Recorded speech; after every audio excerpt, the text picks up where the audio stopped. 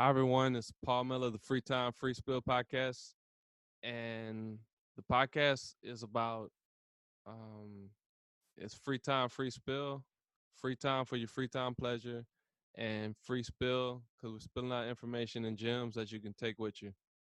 And I'm with a good guest today, and she'll introduce herself. Hi, Paul. This is Divya Jain. Basically from India, but I have been in the United States for almost 10 years now. And I did my schooling from United States, and then I started working. Through the time, I lived in many cities like Chicago, Philadelphia, and San Antonio, Texas. Now I'm living in Ohio, and I grew up in India. I was born there and grew up until I came to United States. And a Hindu and Jain by religion. So that's a little about myself. That's good. I'm learning some new things like that I didn't know before. Yeah, Texas is cool. Like I'm sure you love Texas. Like when you was out there. Absolutely, I did. The one of the reason I would say is because whenever you land in foreign lands, and wherever you come first, you just feel a connect to that place more as compared to you keep on moving to places, but then that is my I consider Texas as first home, San Antonio as first home, So because what's that's the place that I came first for my school. okay? What did you study? I studied at University of Texas San Antonio. I did my master's in biotechnology. Wow, my brother went there too. Oh, Uh, okay. I'm not sure of the right school, but I think it's the University of Houston. Oh, okay. University of Houston. So, what's the history of Hinduism?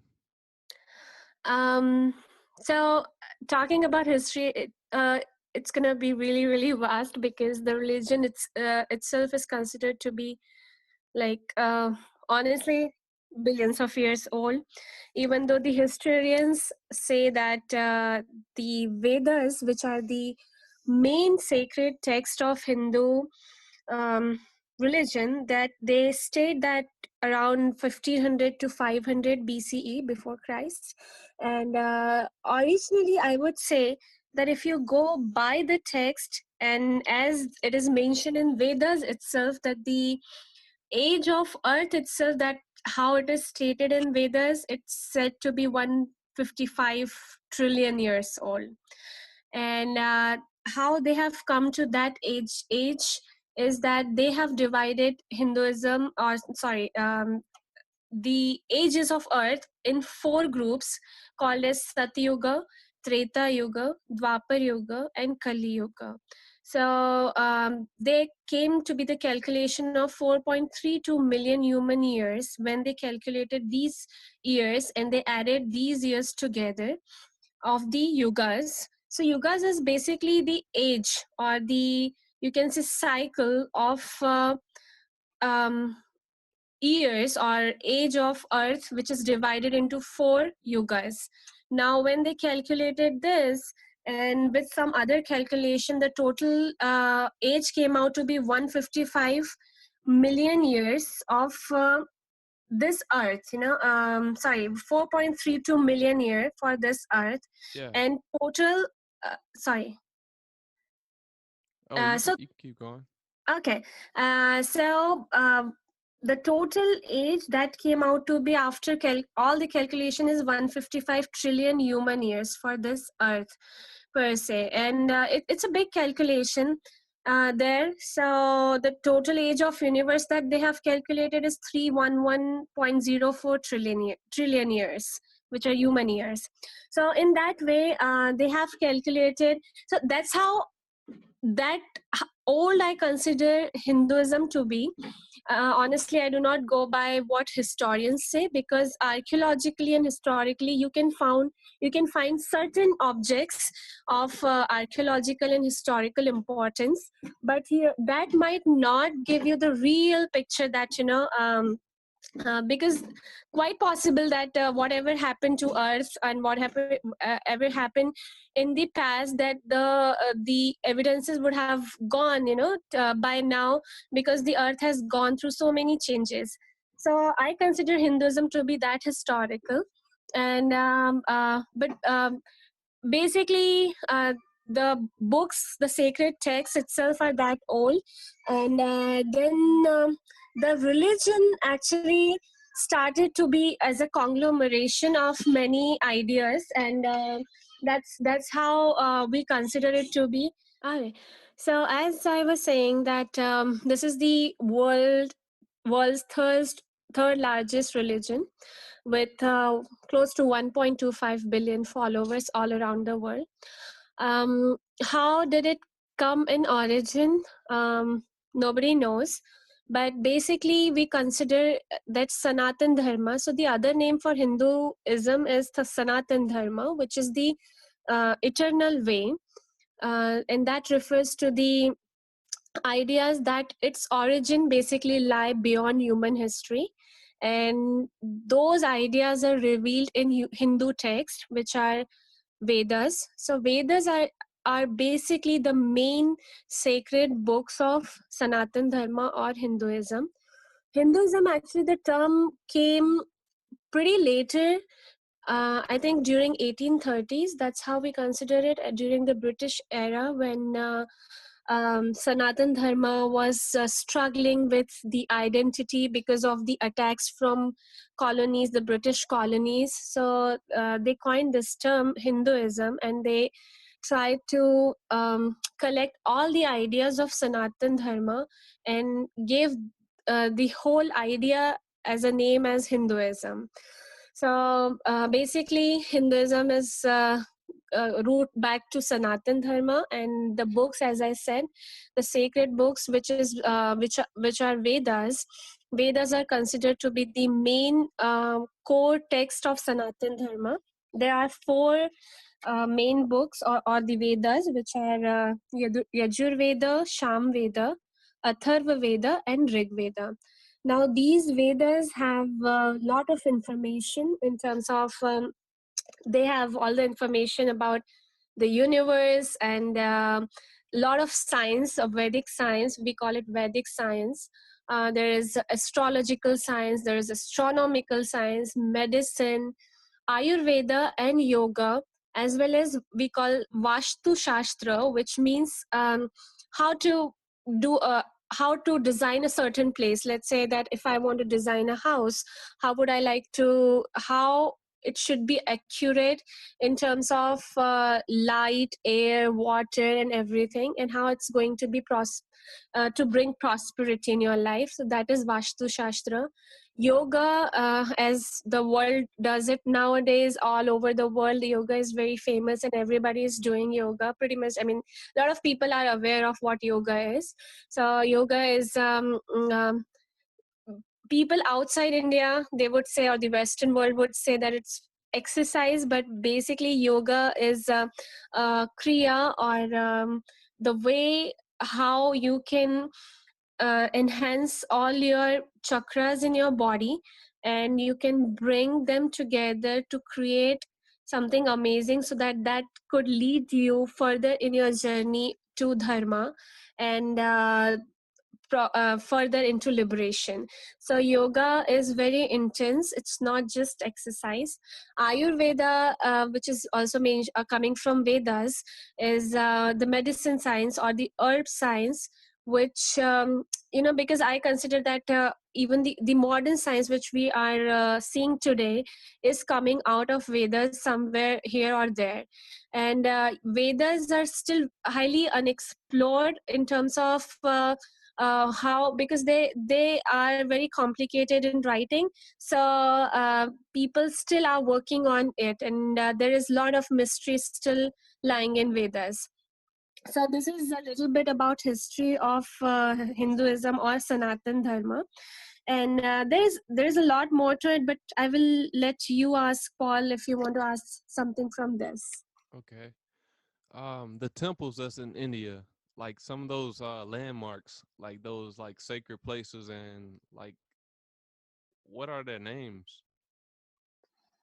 So the sacred places, I think one of the main sacred place that people usually, I know that from Europe, people go to Varanasi, Kashi, which is in Uttar Pradesh state of India.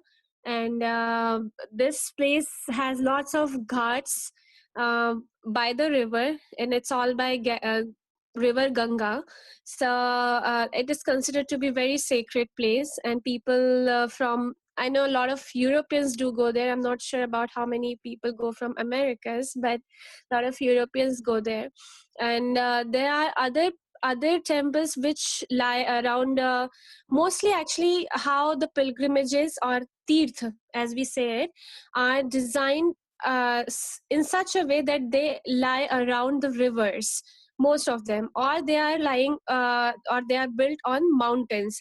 So they're very beautiful, very scenic, and it adds the whole value and um, spirituality or adhyatma. So I actually, spirituality is not the absolute or correct word to be used. I call it adhyatma, which is a Sanskrit word. So it just adds up the value when you're building a pilgrimage around rivers and or on top of the mountain. And there are scientific reasons behind it for doing so. And I also wanted to mention that, everything pretty much, when you look that why certain things are built in a certain way, or why do we follow certain rituals in Hinduism or Sanatana Dharma, they have a very deep and intense scientific meaning behind it. So coming back to your question, that which temples are there, or which pilgrimages or tirtha are there. So Varanasi is one of the most common one, where people from outside and from India go to. There are other called Rameshwaram, which is in the southern states of India. There is Kanchipuram, again southern states. Dwarka, there is Puri in the Orissa state of India. There is Haridwar, there is Ayodhya, Mayapur, um, Shakti Peeth, and then there are 12 Jyotirlinga, Kedarnath, Amarnath. So all these places, and they are beautiful. They always have something or the other going on, all sort of puja and worships going on. Or they attract a lot of millions of people from India on special occasions. If they have some sort of some special occasion going on, some and around festivals mainly. So these are the main attractions. That's amazing. So, did you speak on the tenets of Hinduism? Oh, we haven't gone yet. So yes, I wanted to speak on a little bit of the gist of Hinduism in terms of the tenets. So it's not very complicated as people actually make it. And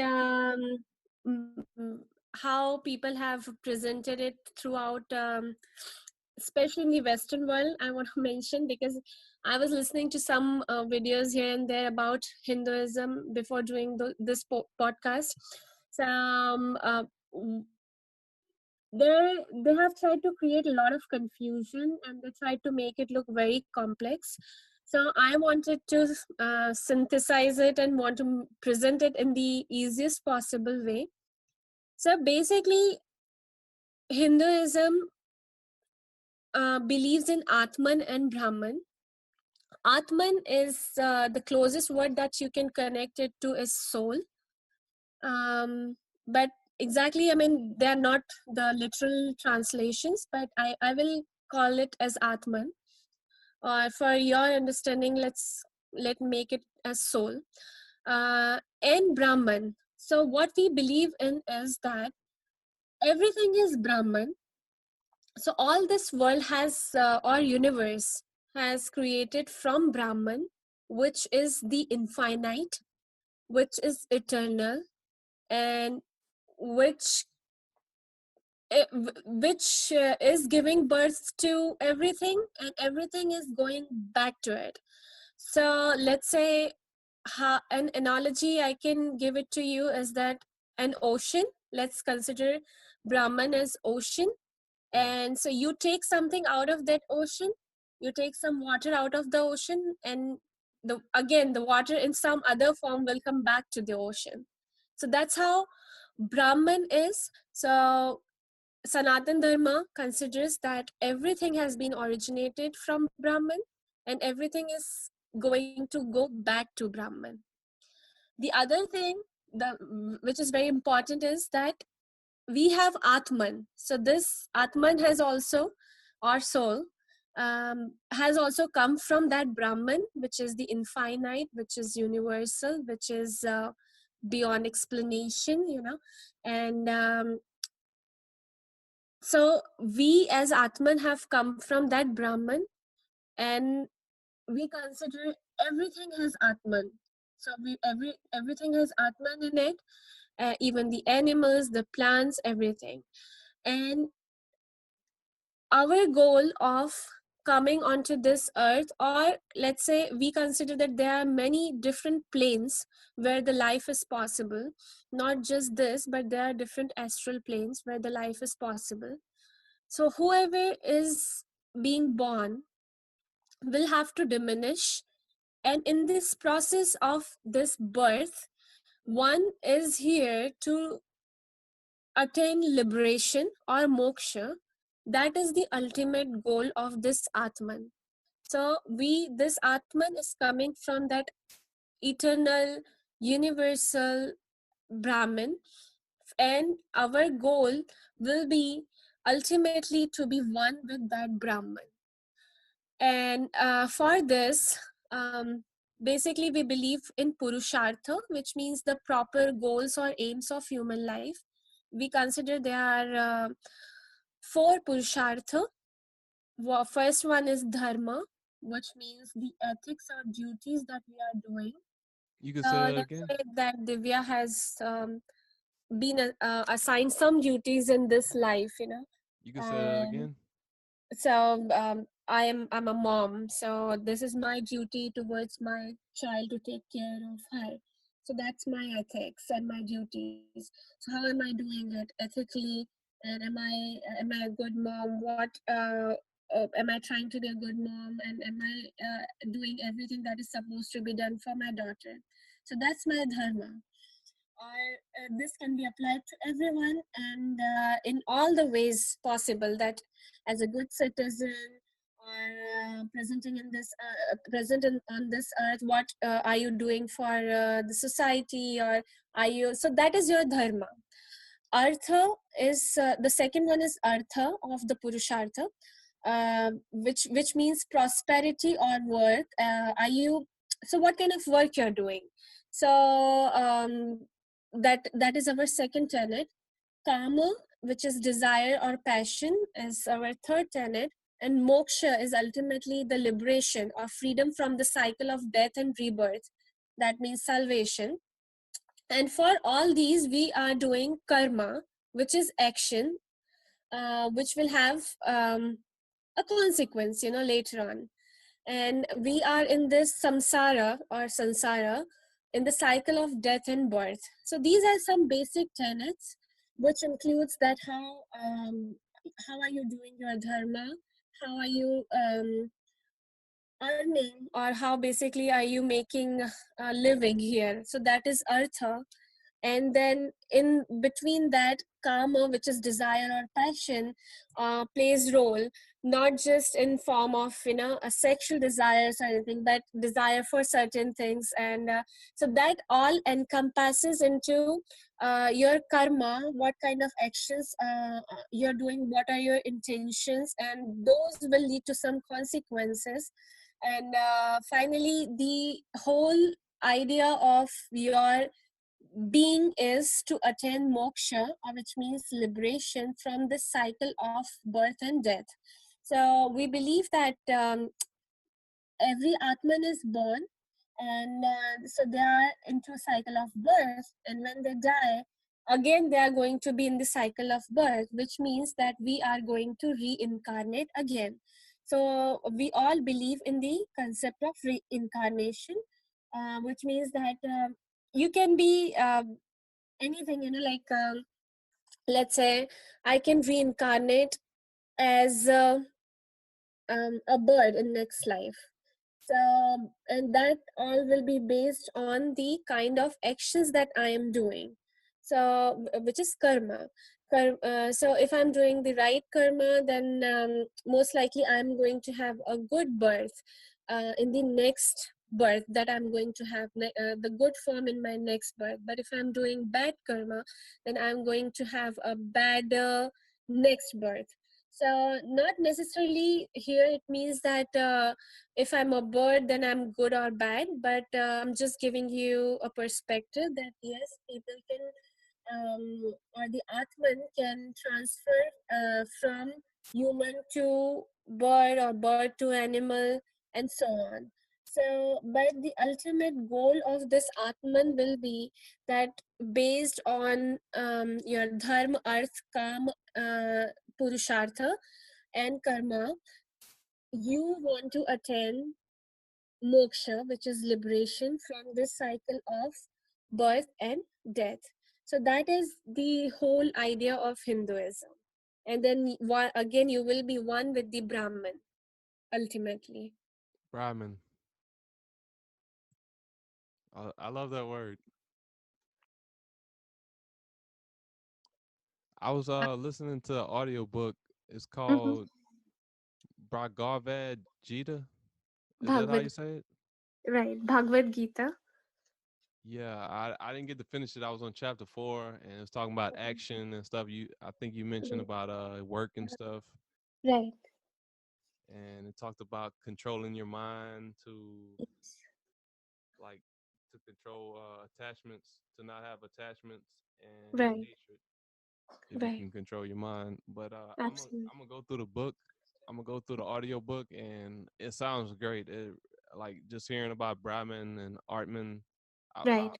I don't know how to say it, but Yeah, yeah, yeah. You said it right. thank you. Mm. Yeah, So it's what? a wonderful book. Actually, that's what we consider in this time. So Bhagavad Gita, we consider that it is kind of a juice, like from all the other sacred texts like Vedas, Upanishads, Smriti, and Agamas. So uh, there are a lot of texts out there in Hinduism.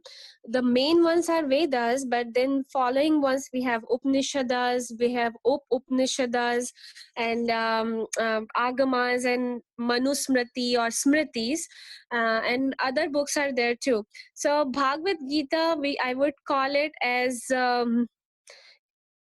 overall a gist of Hinduism, or not necessarily gist, but it covers mostly the whole picture of what Sanatana Dharma is. That is cool. Yeah. Um, I hope you share some of those books with me. I'm trying to. I want to spell it right. I had heard you say it, but I want to be able to spell it right. Um, but what's your personal story about like coming from India and stuff? Um. Your personal story, background, and stuff. Okay. So I was born into a Jain family. So Jainism is another.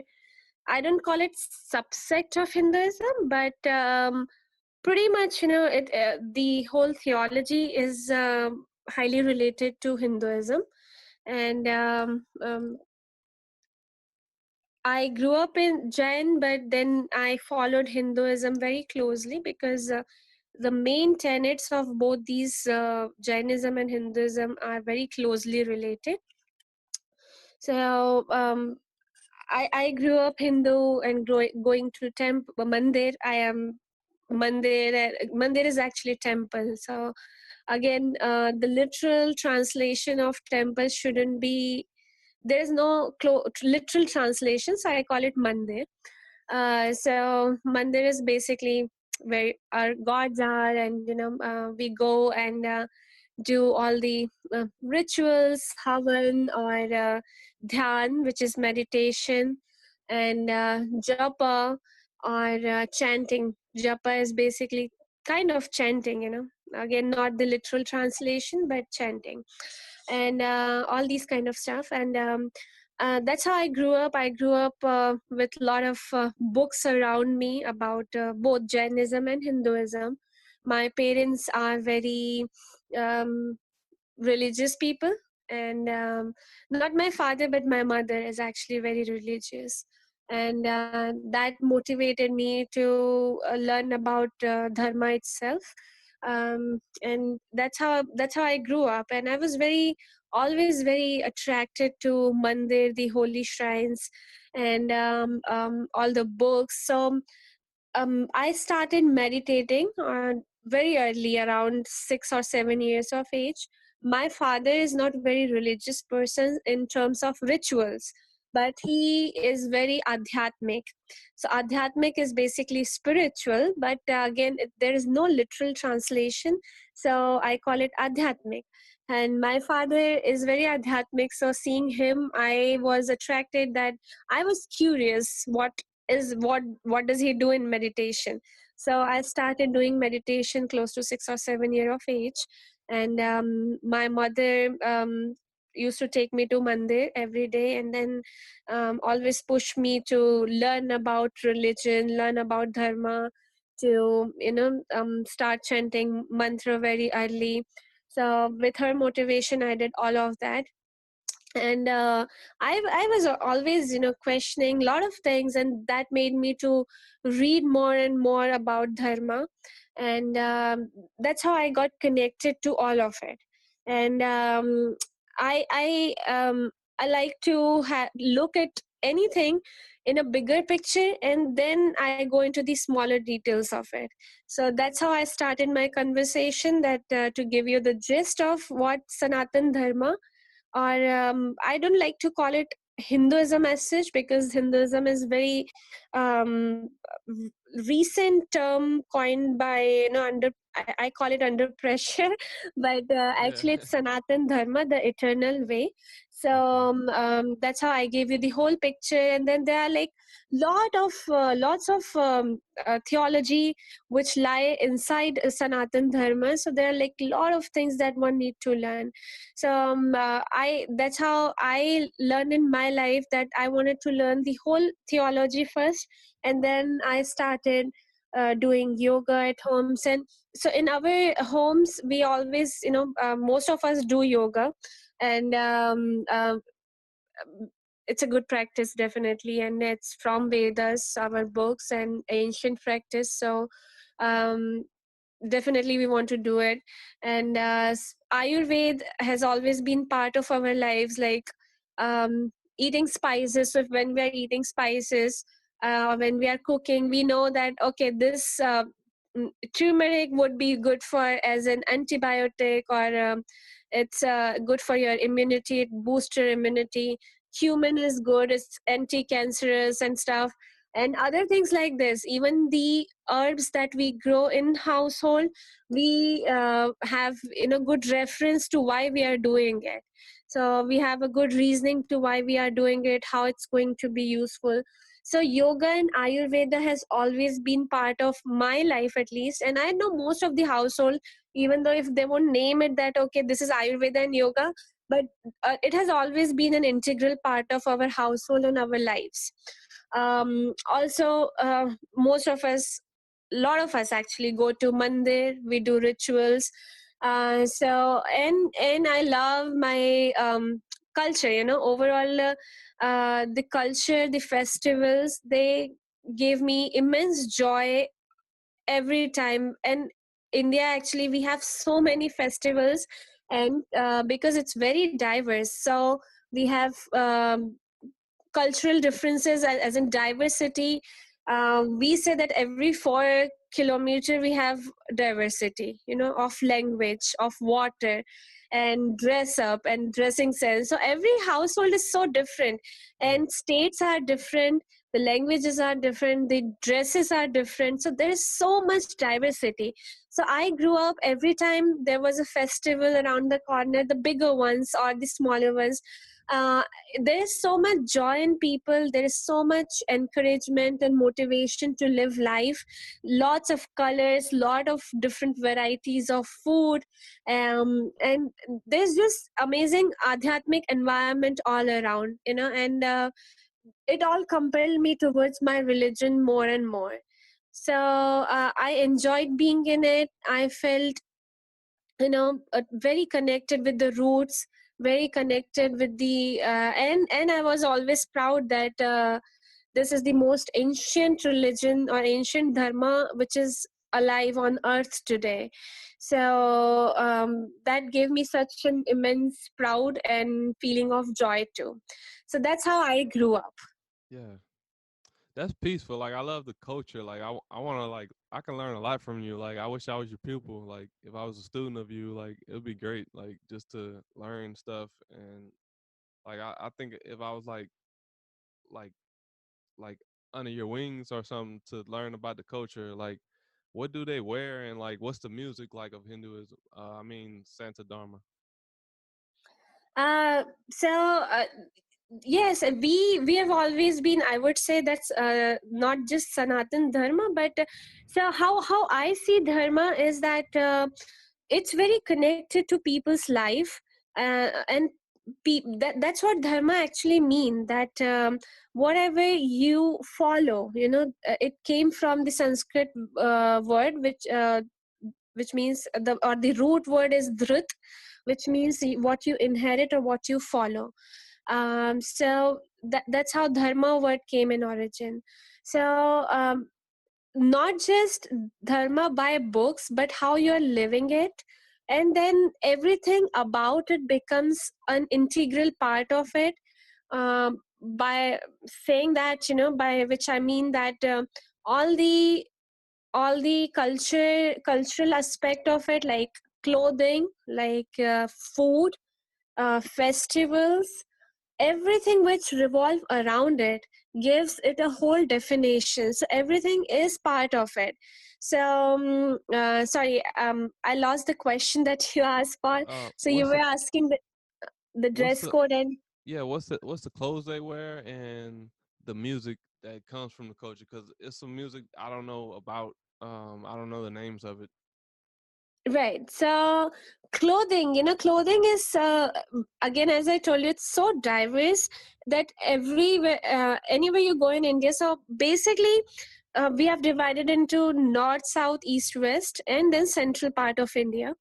On the west, if you go, there is Maharashtra and Gujarat state.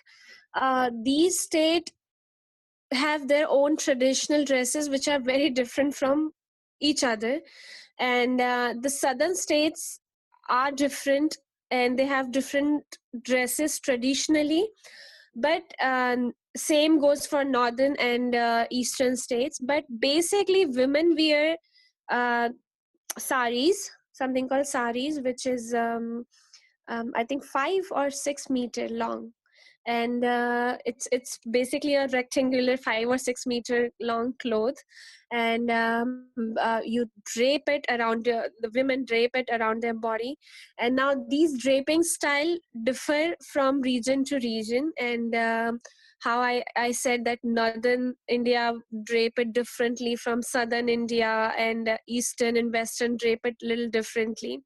So sari is the main clothing or main dressing what women wear, and men nowadays, because it's, they have adapted to western world or western modern dresses, like pant and shirt or jeans and all the modern stuff. But basically how it used to be is that men would wear kurtas on their upper body, something like a shirt but longer, so a little up to their knee, and then like a pant, I would say the replacement is dhoti.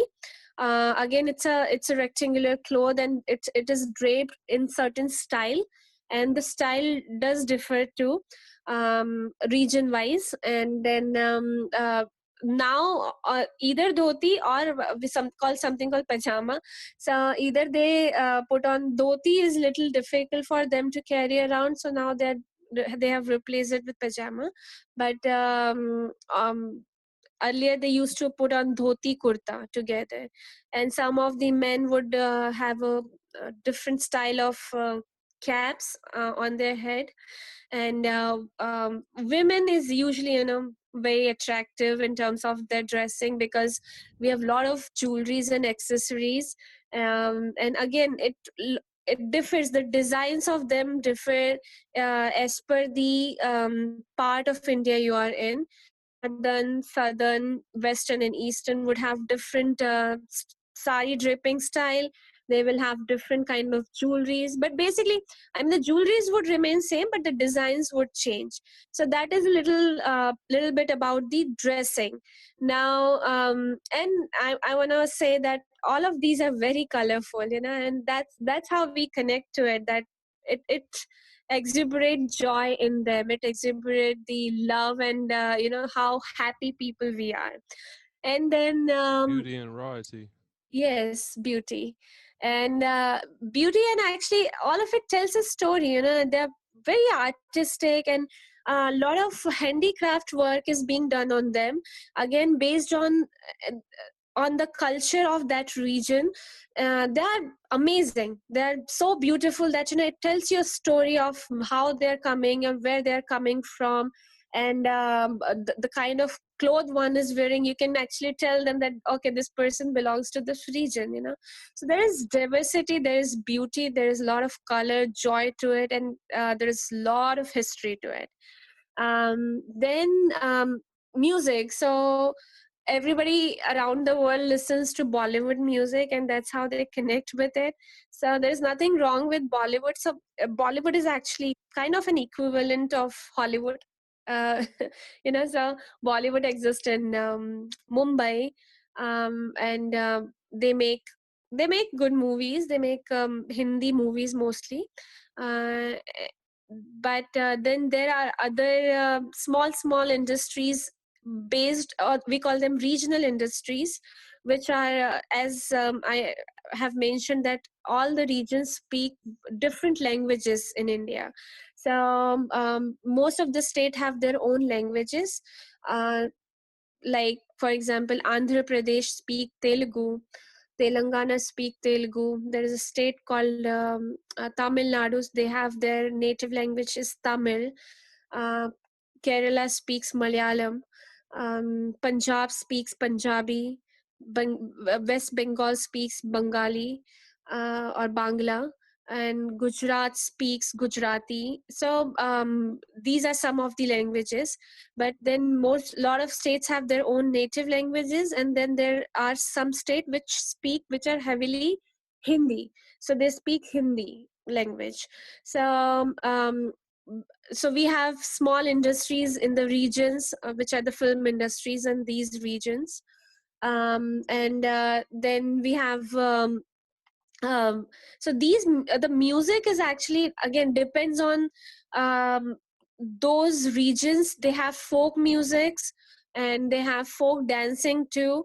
But majorly I would say that we all have something called classical, Yeah, I heard. Shastriya Sangeet, right? So the classical is the backbone of the whole music industry or the whole music thing.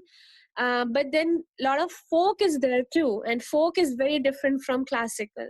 And again, folk represent that particular area, that particular state, the history the of music, and even the history of how things got into culture, and how things proceeded culturally. And also a lot of our music, dance, everything surround or revolve around Sanatana Dharma. So as I said, that you cannot separate culture and dresses and music and dances from dharma. Everything is very intrigued in each other. They complement each other. That's amazing. So right. And it's amazing because the country is big, but it's so diverse, and I have not seen anything diverse as India so far. And that much of diversity in food, in music, in dresses, in cooking style, everything is so different, you know. So, and how Sanatan Dharma is itself very, I would not say it's difficult, but it's vast, because there is no one authority to it, you know. uh, there are many concepts there is no dogma or doctrine, but there is possibility of growing itself in the dharma. So that beauty of it, you know, have attracted many people from around the world to embrace religion or dharma. I say embrace because we don't believe in conversion. We believe that people embrace the ideas. So there are no forced conversions or anything. So people, we don't, you know, we invite them, but then they love it and then they accept it. So that's how it goes. So that's the Yeah, I beauty of love it. Sanatan. I love Thank it. you. I wanna be part of the religion, part of the faith. Yeah, absolutely. You are welcome to learn it, explore it yourself. And one thing which I would like to say in one word, or not, but in a simple sentence, if I have to summarize it or say it, then I would say there is no separation between the creator and what it has created. So we believe that, you know, you are divine in yourself, or you can be divine. And that's how we don't consider that the creator who has created us has separated us from itself, you know. Mm. And that is again one more beautiful thing. So we have all the room to grow, and you take your own journey in this dharma. There are multiple things to guide you, but then again you are the boss of your journey. And you are the sole decider of your journey, that what is going to happen to your atman. And ultimately we all know that we are going to be merged into brahman. So that's how I summarize it. So you said with the music, there's folk and there's classical. They have any Right. others? um there's as I told you that, you know, the Bollywood music or the film industry music that they use is semi-classical. It's not exactly classical, but then they use the classical tunes and then they add their own tunes. Then there is folk. Nothing that I can think of right now. So majorly folk and classical. That's how it is divided. I don't know if it's the Bollywood ones that I hear, but I heard one like this lady she was singing and like it's just so peaceful her voice and like how she can resonate and her Right. resonance in her voice like they can like it's like sound healing almost and like Uh-huh. the way they I don't know I couldn't come up with nothing but Uh-huh. So, you know, when we are speaking of that, I just when you mentioned this, so um, there is chanting that goes on in temples or in mandir. So this is chanting of mantras is, I would not say that it's folk or classical, but I would say that it is you know, something in itself. It's a different kind of music, and I would say devotional music. But it's very different, you know, and very peaceful. So I believe that you might have heard some devotional songs. yeah, my friend she sent me a different types of the different regions and stuff like that that music comes from like in the religion and stuff, the different types of music in Hindi, Right. Uh-huh. and I'm gonna check Yeah. them out. Okay, okay. Yeah, I mean, in the folk itself, there are like so many um, different types of folks, and then definitely devotional could be considered as one of the category too. Then classical is very complicated, because one of my friend who is a musician, She mentioned it to me that the Indian classical is considered to be the one of the toughest music form, because they have lots of notations within notations, so Yeah, that's it's why not.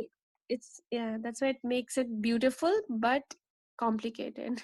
Yeah, it's not like Western classical, like where they memorize like a like a Mozart piece or a Beethoven piece, like Right. something that was already written and stuff. Like Mm-hmm. they freestyle it, like they freestyle it on Mm-hmm. the spot, like Mm-hmm. they make it up as they go. Right, right. Yeah, it's more freestyle. That's right. Yes, I'm not very, I'm not an expert on music, but these are the things that I have heard. But when I listen to Western music and Indian music, I can tell that there are like lots of notations within the main ones, and it goes up and down like really fast.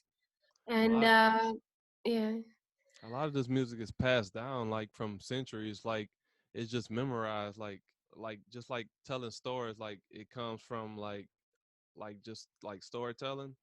Like if they right. telling stories, like Yeah. they'll tell them like what they was told, and like it's not written. Right, right. Yeah, so the folk music, I would say, Paul, is exactly what you're saying, that, it's folklore, we call it, the stories have passed in the form of folk music, And on that note, I also wanted to mention that even in Vedas, the Vedas that I have mentioned, Yeah. one of the Ved is actually based on hymns. So basically, and verses, so most of these are based on verses. So I believe that they might be chanted or sung, in past, in ancient times. And that's why one of the reason that you cannot find the oldest written date of these, that when actually they were written at first, is because they passed down verbally, and they were not written. I think the old people never thought of it, that hey, one day you will have to prove that you're the most ancient. So probably they did not write it down.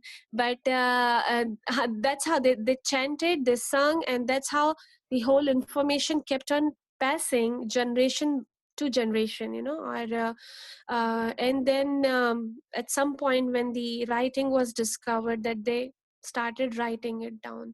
So one of very good example of, still, one of the art form in India, which is Kalari Payattu, that I think that originated in Kerala state of India, which is the southernmost state. And they say that there are no books to Kalari Payattu, because still this art is going, passing down generation to generation verbally. So they don't want to write a book about it, because one of the first thing is that this is a defensive art. So something like martial art, so writing a book on that would mean that the enemy is going to learn your tactics. Now the that's what they say. So thinking about that, That's true. how Kalari Payattu is not written, it's highly possible that people in past, when they did not write things, but they passed it in the form of, we call them shloka. So shloka is basically chanted, mantra and shlok, they are chanted. So you chant them and you sing them. So they pass down so that people can remember them, but until the writing would have started in past, they were not written. And that's why when they say that Vedas are actually written only 500 to 1500 BCE, then that does not make sense to me, because the book itself talk about that how old the earth is. And now science is trying to prove that earth, I mean, they keep on discovering more and more. And very recently I read somewhere that whatever the earth age that they're stating right now, or the universe age that they're stating right now, they're now changing their statements because of the new findings, and they keep on adding the years to it. So definitely, when Vedas, as I already told you, that they talk about that um, 3.5, sorry, that how earth is or the universe is so old, which is total age of universe, the Veda says is 311.04 trillion human years, and current age they say that is around 155 trillion years, so we have a lot more year to go. So definitely the science is going to just reinforce and restate what the Vedas have already told. So and this has been happening in many aspects. I mean, we can in maybe in different podcasts we can go over it one by one, but they keep on, the science actually keep on reinforcing, and you can refer it back to Vedas. A lot of things would be found there. Yeah. That's amazing. You said you said about like what was that art form again? It's called Kalari Payattu. Oh, what they Y- do? So, Kalari Payattu, it's basically, you can say it's kind of martial art, but it involves a lot more things. Like it involves a lot of adhyatma, lot of dharma, and a lot of mantra chanting and everything, and even a dance form which is called Bharatnatyam. So there are like some dance moves too. So and yoga. So Yeah. it's a conglomeration of all these things. And it's a defensive art. It's not to attack but to defend yourself in case of any attacks happen. And uh, it's been in existence for I think close to 3000 years. Wow. Yeah. And there is no book written on it. So it's just passing on from when people learn it. And actually I this last um I was stuck in lockdown in India, and before I think in the month of March and April, so I started learning it myself too. That was online class, but I don't know how effective was it, but it's amazing. I mean, I just took a 7 day class, and then I felt that, oh, I'm I'm a master, not really master, I know but it all now. I felt so confident. Yeah, it's good art. I want to Yeah, learn it's yoga though. I want really to learn fun. yoga. Absolutely, you must start learning yoga because, Conscious and movement. and one message that I want to give out though is that people here or in the Western world, they connect yoga to an exercise, which is not. It's not stretching exercise. Yoga for us is again very highly connected to dharma, and the mantras, the chanting, the shlokas it has, or the history behind it. And yoga is basically, we call it yog sadhana, or sadhana in other word. I don't know the exact translation, but um, sadhana is something, again, you are trying to achieve liberation through it, the moksha through it. Yeah. So it's a very divine, it has divinity attached to it. So nobody should see it just as a stretching exercise, but they should understand where it is coming from or what actually does it mean. So, and when you learn it that way, then it becomes all the more beautiful. You can say that again. Like what it means. Like what you saying about what it means. So, yoga sadhana, we consider again it as one of the form that how you can attain moksha, or you can be one with the Brahman. So that is one way of growing in your adhyatmic journey, in your spirituality journey, and how you can grow closer to the divine or closer to the Brahman. Amazing. So yeah, so it's not just an exercise, but so in yoga there's a lot more to it. It teaches you focus, it teaches you, it takes you you can dive deep into the ocean of adhyatma. You can have amazing experiences even while doing yoga. Oh, I know And it's spiritual. yeah, it's very spiritual, just like meditation, you know. And then you so basically they believe that there are like 7 chakras in your body, and they are in different places of your body. And I don't, know the name of them all exactly, but we can talk about it later on. Yeah, I know So the names. you do. Yeah, the base. That's awesome. You got the Yeah. base chakra, which is the root Yeah. chakra. You got Uh-huh. you have the sacral chakra. You have Mm. the solar plexus. You Uh-huh. have the heart chakra. You have the throat chakra. You have the brow or third eye chakra, and Yeah. then you have the crown chakra. Right. But it's So all in the yeah, I centers of mean, your body, uh-huh. from Yes. the So base to you're the right. head. Thank you for those. Yeah, and I think that their Sanskrit name or something little different, definitely.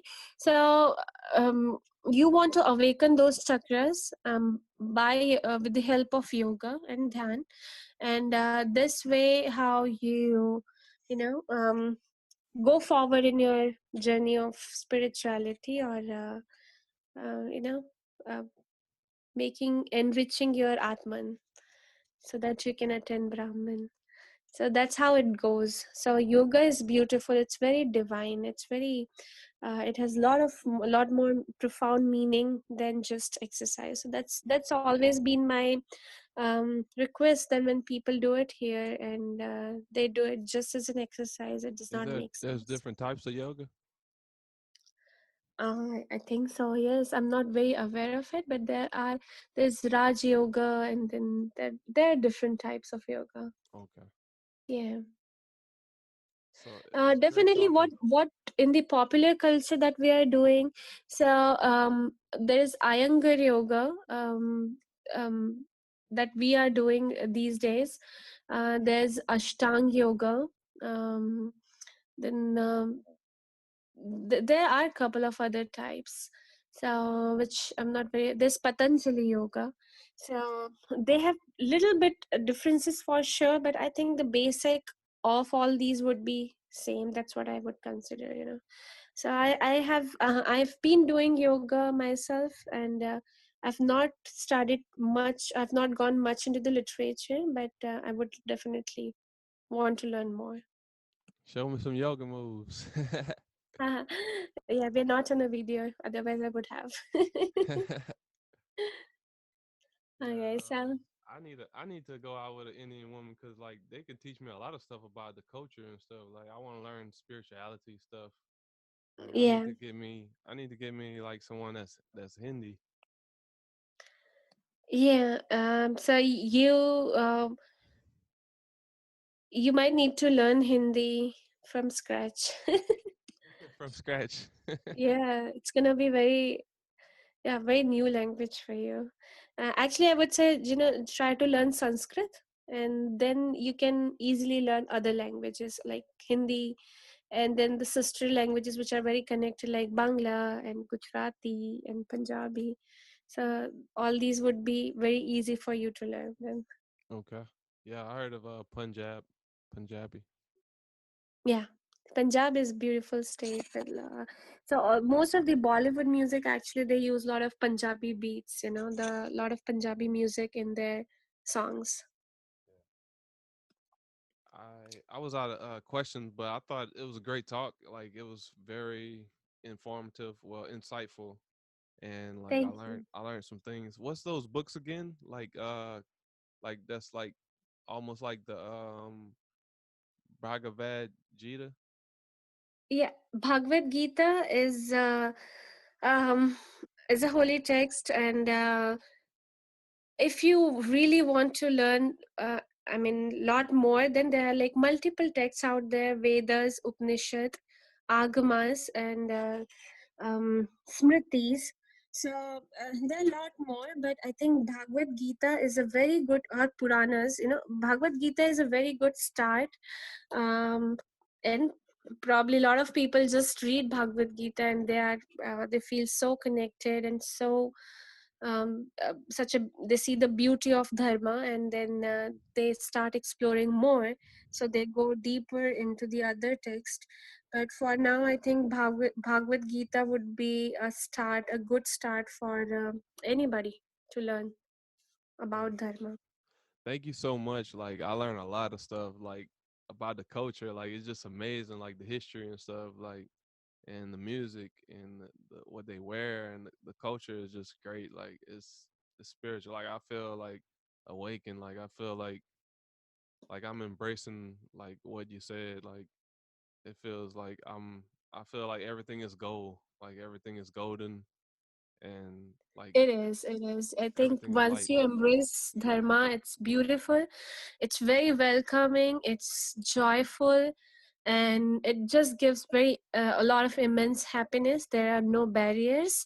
And again, as I said, that it's your own journey, it's one's own journey, it's Yeah. one's atman's own journey that you take. So there's a lot of freedom, there is freedom of thought, there's freedom of execution. There are some basic tenets for sure, but then there's a lot of freedom, and then you have so much to explore and such a rich culture, definitely. So it's just a lot of love, and you just feel divine as soon as you start. So thank you for having me over, actually. Yeah. That's it. I'm going to India. Yeah.